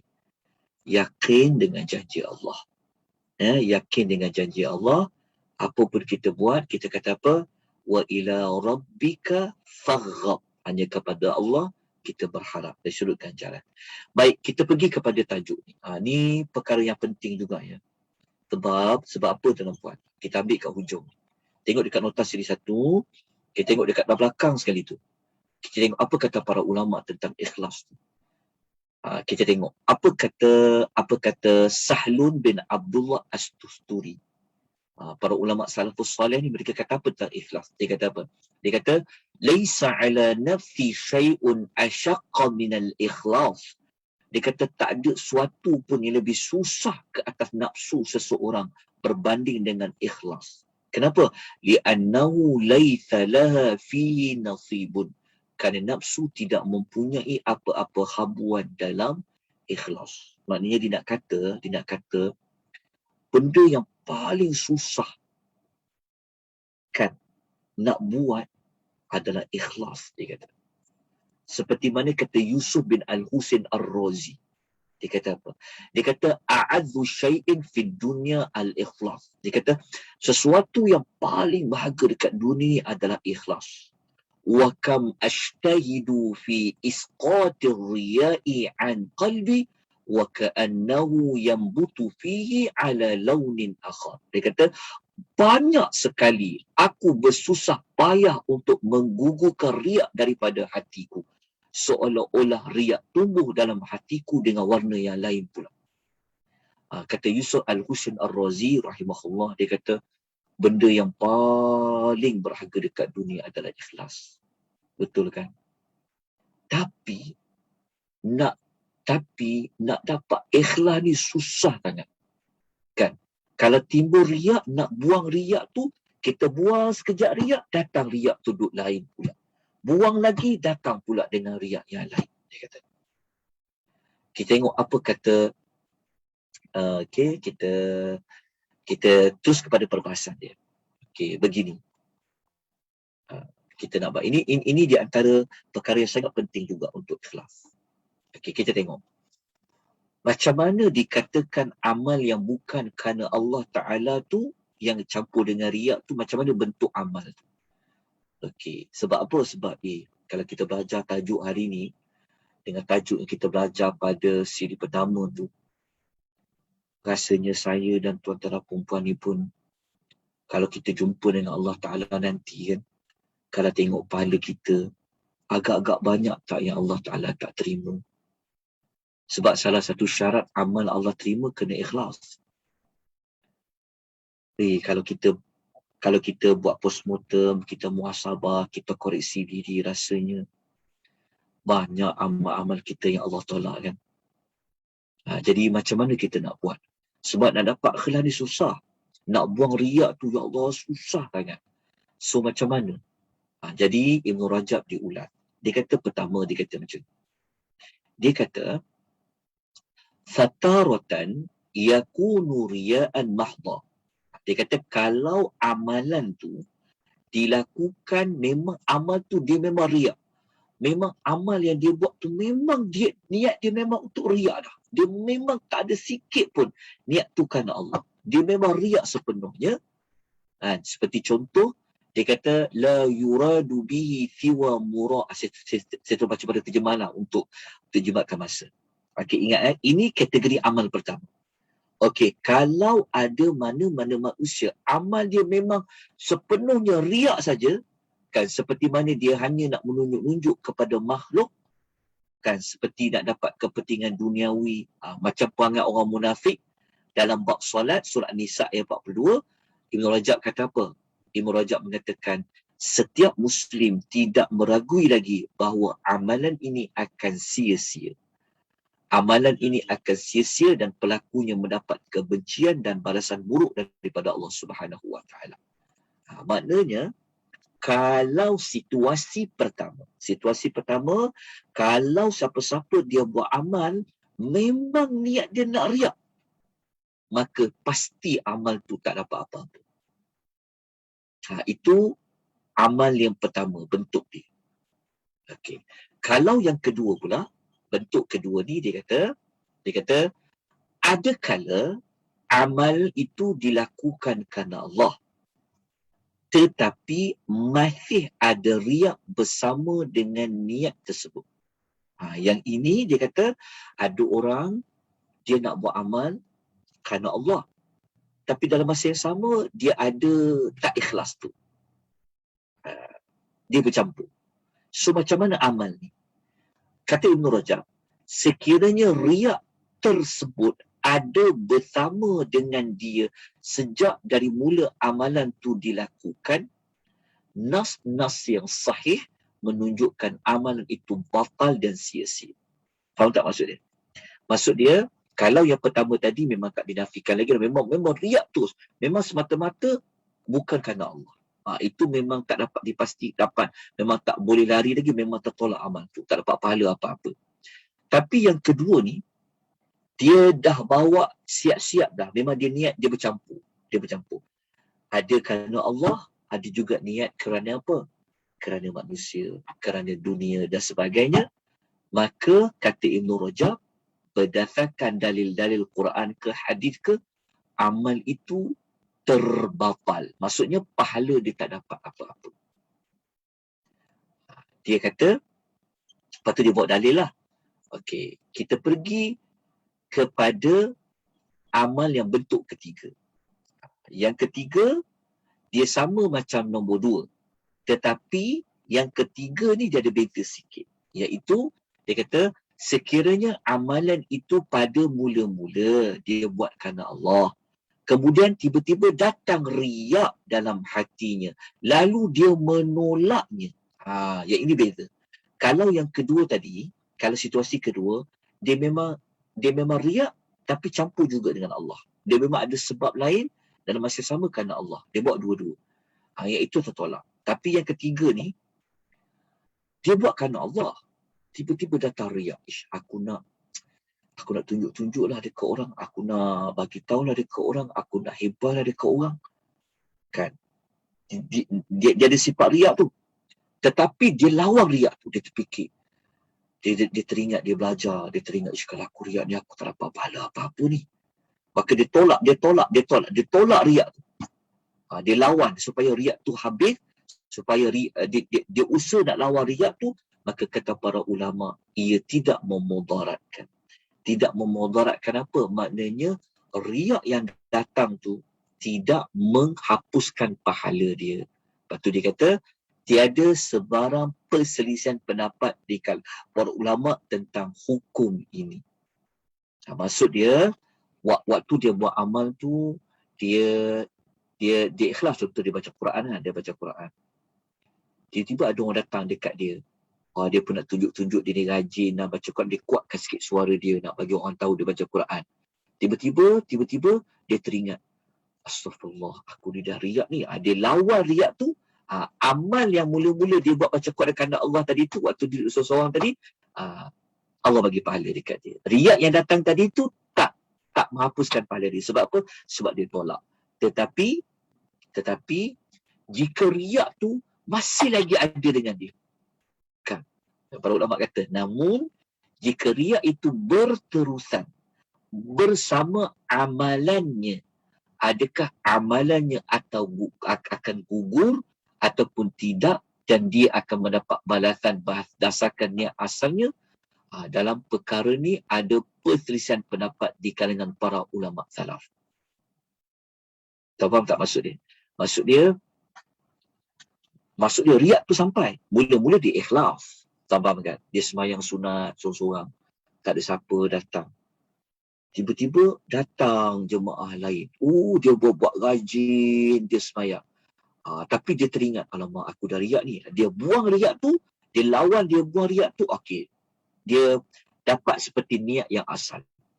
Tapi kalau riak tu masih lagi ada sampai solat tu datang, maka para ulama berselisih pendapat dalam bab ni. Macam mana? Dia dapat pahala ke tak dapat pahala pada amal tu?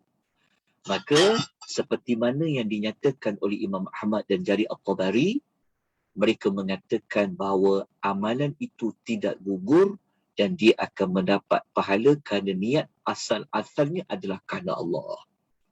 Terfaham tak? Maksud macam saya sebut contoh tadi. Kalau macam situasi kedua, memang niat awal-awal dia bercampur dah. Aku nak sedekah ni adalah kerana Allah, tapi ada juga niat lain. Kalau yang niat yang awal, kalau niat yang awal-awal dah ada nak bawa niat bercampur bau tadi tu, itu memang tertolak. Tapi kalau situasi ketiga, mula-mula dia memang niat kerana Allah. Kan? Tiba-tiba dia tengok kawan dia dapat pujian, orang tahu dia ni baiknya. Dia pun naklah orang puji dia. Dia pun buat juga amal macam kawan dia tadi tu. Tiba-tiba dia teringat. Aku ni dah riak ni.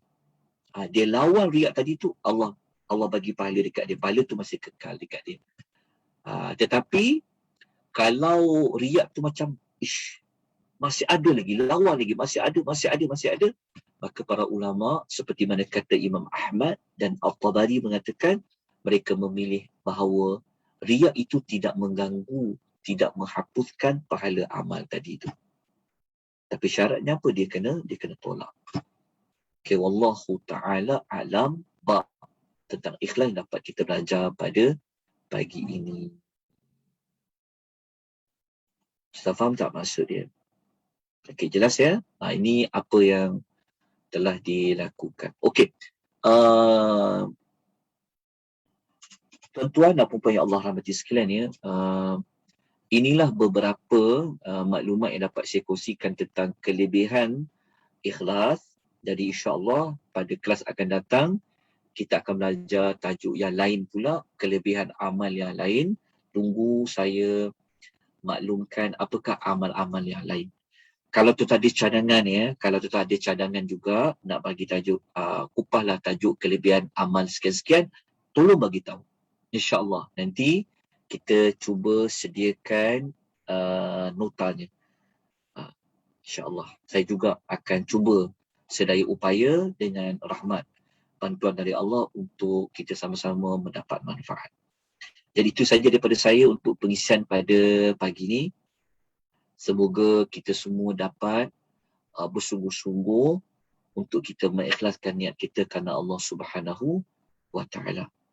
Semoga Allah memberikan kita kekuatan untuk kita menolak sifat untuk menunjuk-nunjuk, sifat untuk kita suka orang memuji kita, sifat kita suka kita suka isu kita apa yang kita buat itu dipaparkan dan kita minta pada Allah macam itu. Okey. Moga-moga Allah jaga hati kita ya. Moga-moga Allah jaga hati kita, minta pada Allah selalu pada Allah tentang keikhlasan itu. Dan kita tutup dengan doa yang pernah dibaca oleh Ibnu Uyainah. Ibnu Uyainah ni dia kata macam ni, bukan Ibnu Uyainah baca, doa Mutarif bin Abdullah. Tengok tu tahayati doa dia baca apa. Dia kata, ya Allah, dia kata, aku minta ampun kepada engkau ya Allah terhadap dosa yang telah aku bertaubat kepada engkau. Betul tak? Kita ni kadang taubat betul, tapi buat juga dosa. Boleh doa macam, ya Allah, aku minta ampun kepada engkau terhadap dosa yang telah aku bertaubat kepada engkau. Tapi aku buat semula dosa tu. Aku minta ampun kepada engkau ya Allah terhadap apa yang telah aku janji kepada engkau, tapi aku tak tunaikan janji aku. Dan aku minta ampun kepada engkau ya Allah terhadap sangkaanku bahawa aku hanya ingin cari redha-Mu, tapi hatiku bercampur dengan apa yang engkau ketahui. Ini doa salafus salih, boleh juga kita amalkan. Baca bahasa Melayu. Sangat cantik doa Mutarif ni. Kan? Dia kata apa? Dia minta keampunan Allah. Sebab apa? Sebab kita dah taubat pada Allah kan, bertaubat, tapi kita buat balik dosa tu. Minta ampun kepada Allah. Kita minta ampun kepada Allah sebab kita dah janji nak jadi hamba beriman, janji kan. Tapi kita tak buat apa yang kita janji. Kita minta ampun kepada Allah yang kita memang kata, saya memang nak ikhlas buat kerana Allah, memang ikhlas kerana Allah. Kan nak cari redha Allah. Tapi waktu kita nak buat amal tu, hati kita bercampur baur. Allah je yang tahu. Jadi ini di antara doa yang dibaca oleh Mutarif bin Abdullah seperti mana yang dinukilkan oleh Ibnu Uyainah. Saya ambil maklumat ni dalam kitab Jami'ul Ulum wal Hikam. Baik, itu saja yang dapat kita kongsikan pada pagi ini. Ada pertanyaan apa-apa sebelum kita tangguhkan pengisian kita, tuan-tuan dan puan? Ya, sila jemaah ya. Jika ada kemusykilan, sila tanya Ustaz. Assalamualaikum Ustaz. Waalaikumsalam warahmatullahi Okey, wabarakatuh. apa yang Ustaz cakap tadi ya, tentang bagaimana pahala sedekah boleh terhapus ya. Okey, bagaimana pula dengan situasi yang berbeza, iaitu kita memberi pinjam duit kepada sahabat, ya, kita ikhlas kita bagi pinjam ya kerana masa tu dia dalam keadaan susah ya, dan dia berjanjilah contohnya untuk akan bayar dalam tempoh beberapa tahun ke ataupun bulan, tapi sampai sampai sudahnya dia tidak membayar dan hati kita mula berkata-kata, Ustaz. So di mana keikhlasan kita pada mulanya, ya, sebab kita tengok dia hidup dia senang, ya, tapi dia masih lagi tidak membayar hutang yang kita pinjamkan tu. Macam mana tu, Ustaz? Okey. Terima kasih, Ustaz. Okey. Kita kalau kes macam tu, dia ada pengecualian dari sudut kita mengungkit. Bukan kita mengungkit tentang kita bukan mengungkit tentang jasa kita tolong dia dalam keadaan dia susah. Tapi kita mengingatkan dia tentang dia perlu menjelaskan hutang yang dia berhutang. Dia berbeza tu. Okey, dia berbeza situasi. Okey, kita mengingatkan dia tentang hutang yang dia janji dia perlu bayar. Iaitu dia tak termasuk dalam bab kita mengungkit-ungkit lah.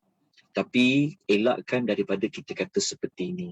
Elakkan kita mengata, kalau aku tahulah kau macam ni, puan kau macam ni, aku tak nak tolong kau ketika kau susah. Kat situ hati-hati. Dia berbeza tu. Dia berbeza yang kita kata masih ingat lagi tak hutang dulu yang pernah janji nak bayar, sekarang dah mampu, sepatutnya kena bayar. Iaitu tak apa. Tapi jangan kita mengungkit tentang kita menolong dia tu. Dia faham kan? Ada dua situasi yang berbeza. Tapi kita ada hak untuk minta hutang tu sebab dia memang ada pengecualian. Dalam masa sama, kita juga nak amar ma'ruf nahi munkar. Ingat dia telah tak buat benda yang wajib, hutang tu wajib. Tu tak apa. Cuma elakkan kita daripada kita mengatakan bahawa yang macam kita tolong dia tadi tu. Itu satu yang menyebabkan bahawa kita menyesal kita tolong dia ketika dia susah. Yang itu hati-hati. Yang itu kalau boleh jangan diucapkan. Tapi kita cuma maknanya puan? Maknanya tak salah ya kalau kita ingatkan dia.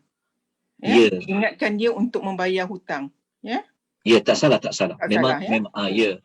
Sebab itu pun termasuk dalam Allah perintah. Agama ni nasihat dan hadis. Allah perintah watawassaw bil haq watawassaw bis sabr. Tak, betul. Kita nak mengingatkan dia tak apa. Cuma dalam kita meminta dia bayar hutang tu pun besar pahala puan. Besar pahala orang memberi hutang ni, dia boleh dapat pahala banyak juga. Cara dia kena pandai. Dia boleh dapat juga pahala pada cara nak minta hutang tadi kan. Sabar. Minta sebab dia meminta sepatutnya, ialah kita ingatkan dia itu tidak terkeluar daripada kita tak ikhlas. Itu memang hak kita, boleh kita minta hutang. Ingat ya tuan-puan ya, kalau kita tolong orang lain, ingat ya, sebenarnya kita tolong diri sendiri tau. Kita kena ingat macam tu.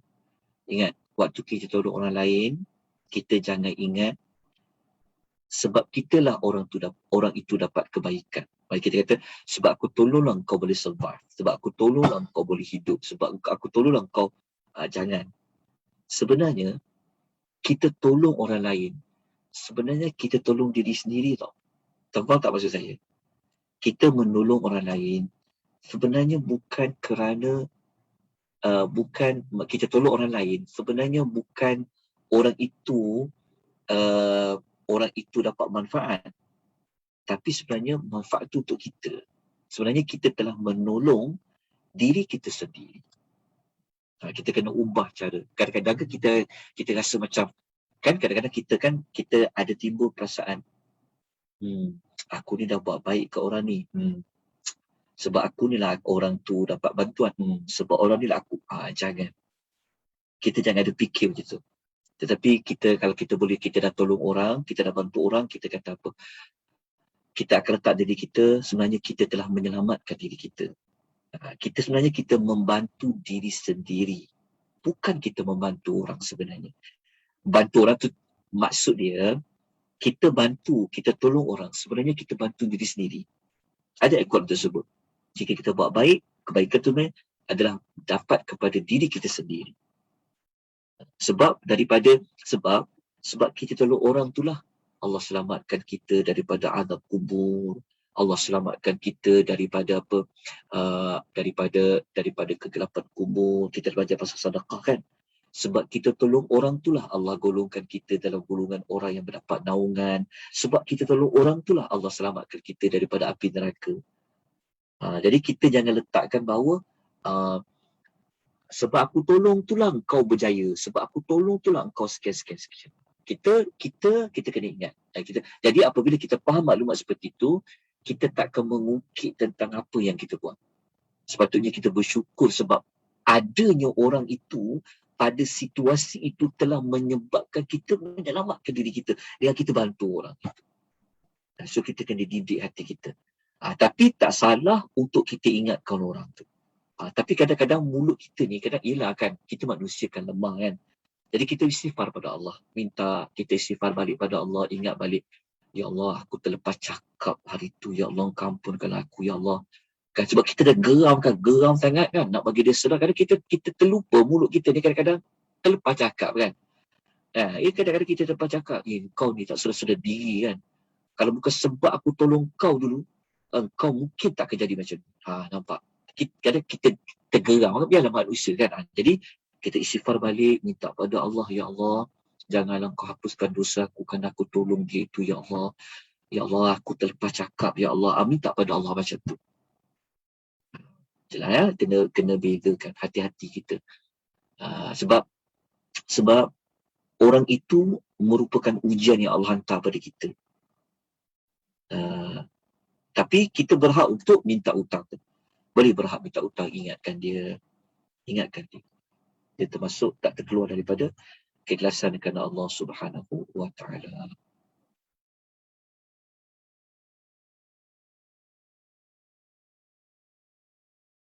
Okey. Ada soalan lain sebelum kita berhenti? Ada ke? Jika tiada, Okey. saya nak beritahu jemaah yang bertanya nota dengan saya, ya Ustaz. Ya, kenapa? Macam Ustaz sebut tadi, memang ada nota-nota yang masih dalam proses Ustaz menyediakan. So diharap jemaah-jemaah dapat bersabar ya. Contoh Ustaz ya, masa tajuk kelebihan sedekah. Jadi nota daripada 15 hingga 22. Okey. Tak ada. Dan nota sedekah juga 1 hingga 14 tiada di dalam folder Telegram, tapi kita dapat melalui WhatsApp. Tak apa Ustaz, saya akan hantar dekat Ustaz detail-detail ni, dan bila saya dapat nanti saya akan share lah pada grup Ustaz ya. Baik. Saya tahu Ustaz sibuk, I give you time, relax Ustaz. Take your time Ustaz. Jadi saya hanya nak beritahu jemaah, hanya bersabar dulu jika mana-mana nota yang belum diterima. Itu sahaja. Ya. Okey Ustaz. Jika tak ada soalan. Okey, tak ada soalan. Kita berhenti di sini. Kita berhenti saja di sini. Kita ada tanya ke atas tu, siapa tanya? Okey, kalau ikhlas tu datang lambat dalam memaafkan, okey, tak apa.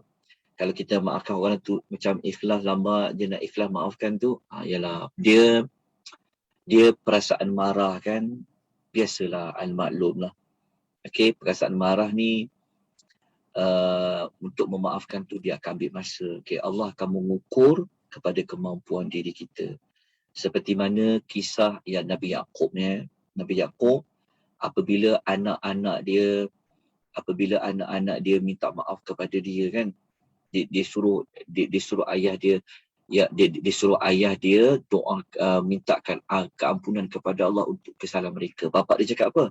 Bapa dia cakap, nanti aku akan memohon keampunan. Kenapa dia kata nanti? Jadi dekat situ para ulama bincang. Ada setengah para ulama mengatakan kerana dia nak menunggu waktu yang sesuai, waktu mustajab untuk dia berdoa. Ada yang mengatakan kerana dia ambil sikit masa untuk dia rawat hati dia. Yalah kan, dalam keadaan orang telah buat salah, tiba orang minta maaf. Nak memaafkan tu, on the spot tu dia take time. Tak apa. Kita perlahan-lahan minta pada Allah, ya Allah, lembutkanlah hati aku ni ya Allah untuk maafkan dia ya Allah. Kita ingat apa yang Allah janji. Kalau kita maafkan orang lain, ingat balik, baca balik kan kisah-kisah Nabi, macam mana umat-umat dia buat kesalahan semuanya. Moga-moga dibantu kita melembutkan hati kita untuk cepat kita memaafkan orang lain secara ikhlas. Wallahu ta'ala alam. Baik, saya serahkan kepada Kak Mazlina, ada apa-apa sebelum kita tangguhkan? Jazakumullah kepada Ustaz, kepada semua jemaah, sehingga kita bertemu lagi pada 22 hari bulan. Sebagaimana Ustaz kata tadi, kita akan ada topik baru. Ya, ada hint-hint ke Ustaz topik apa? Kemudian baru Ustaz beritahu. Belum lagi. Okey Ustaz. Ya, wassalamualaikum warahmatullahi wabarakatuh. Jika Ustaz ada nak bacaan doa ke, dipersilakan Ustaz. Okey, kita bertemu lagi insya-Allah kelak akan datang. Tasbih kafarah semua. Subhanakallahumma wa bihamdika asyhadu an la ilaha illa anta astaghfiruka